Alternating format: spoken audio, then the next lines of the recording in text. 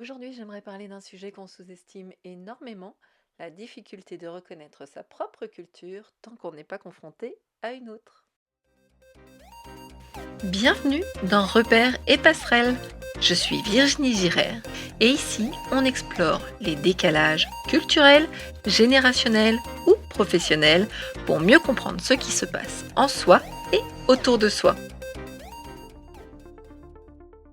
Alors dis-moi, qu'est-ce qui t'a donné envie d'en parler aujourd'hui? C'est vrai que ce qui m'a donné envie d'en parler, c'est que à partir du moment où j'ai immigré une première fois, donc moi j'ai immigré 3 fois, une fois à Mayotte, euh, il y a plus d'une vingtaine d'années, puis après La Réunion, puis après je suis revenue en France, et ensuite j'ai réémigré au Québec. Et en fait, vraiment mon premier point là, de prise de conscience, c'est quand je suis arrivée à Mayotte, le coursier où j'allais travailler, de la société où j'allais travailler, est venu me chercher. Et ses premières questions, ça a été: t'es mariée, t'as des enfants, t'es musulmane? Et là, j'ai eu une réaction, vraiment, j'étais très surprise parce que t'es mariée à 20 ans en France, ça se fait pas trop de notre époque. T'as des enfants si jeunes, c'est pareil, c'est pas si courant que ça. Puis parler aussi ouvertement de religion non plus.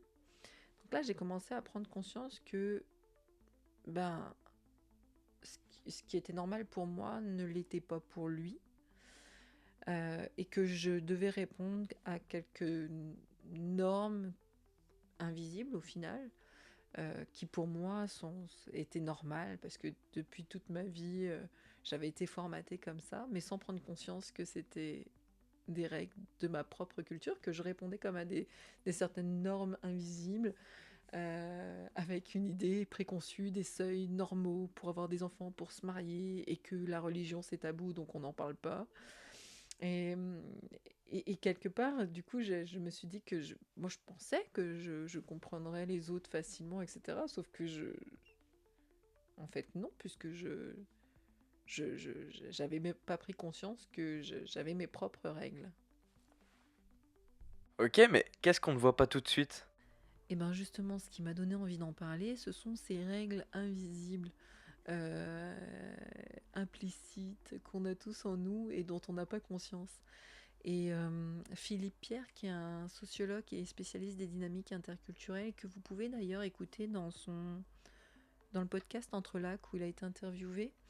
En fait, lui, il explique que pour lui, la culture, c'est comme un atoll, donc avec des petites îles qui sont très visibles, mais qui sont toutes reliées les unes aux autres sous l'eau.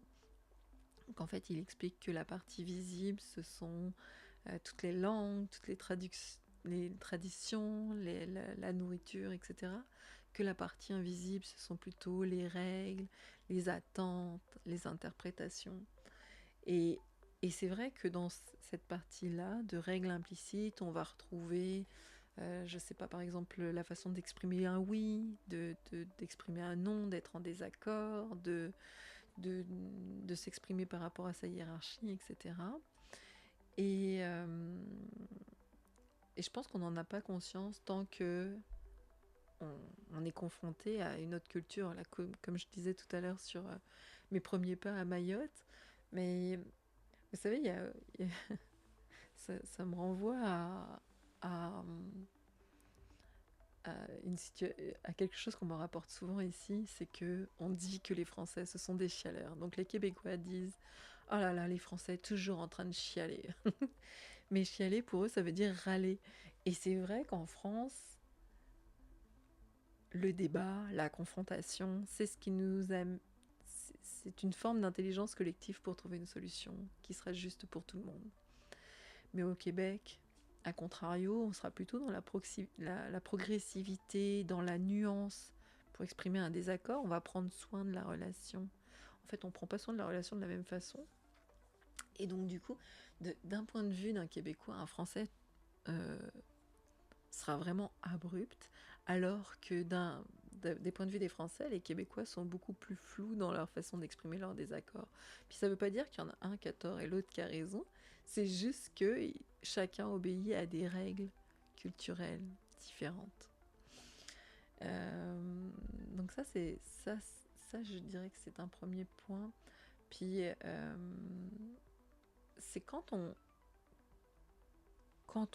est vraiment frotté à cette autre culture que ça nous parle de nous. C'est comme ça qu'on en prend conscience au final, parce que, oh mon Dieu, quand je vivais à Mayotte à La Réunion, mais je trouvais que le rythme, il était lent, mais lent, mais lent.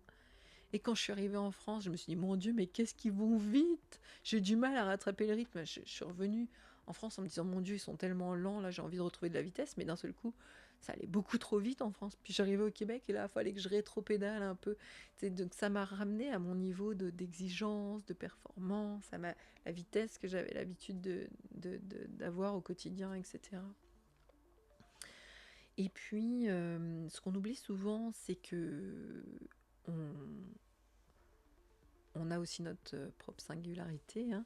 Nos cultures se superposent. On parle beaucoup de culture nationale, mais on a des choses qui nous distinguent, comme notre génération, comme notre milieu social, comme notre identité de genre, etc. Donc tout ça fait que toutes ces cultures, elles se frottent les unes aux autres.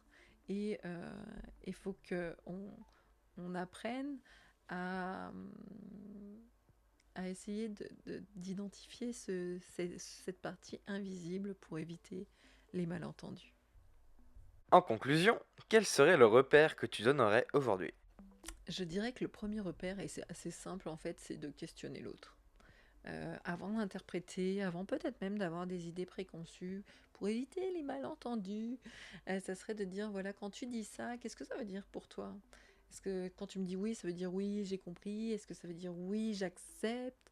Est-ce que quand tu me dis on devrait, est-ce que c'est un nom un peu caché?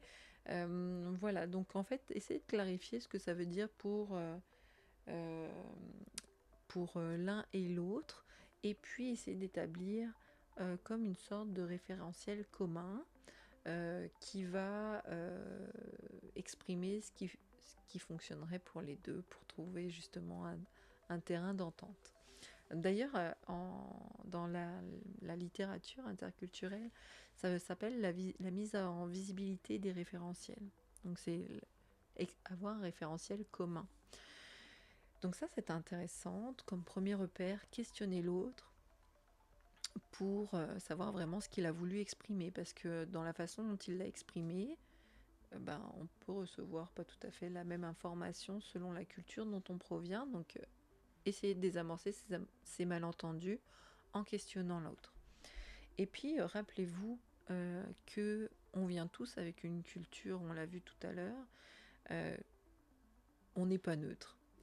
Et souvent, les Français disent « Oh, moi, j'ai pas d'accent ». Mais bien sûr que si, tu as un accent. Quand tu viens au Québec, c'est pas eux qui ont un accent, c'est toi qui en as un. On s'en rend pas compte. Il n'y a pas que ça, en fait. Se rappeler qu'on a notre propre culture, c'est aussi apaiser des tensions, parce que justement, on est un peu plus dans l'ouverture à l'autre, d'essayer de comprendre lui ce qu'est aussi sa culture.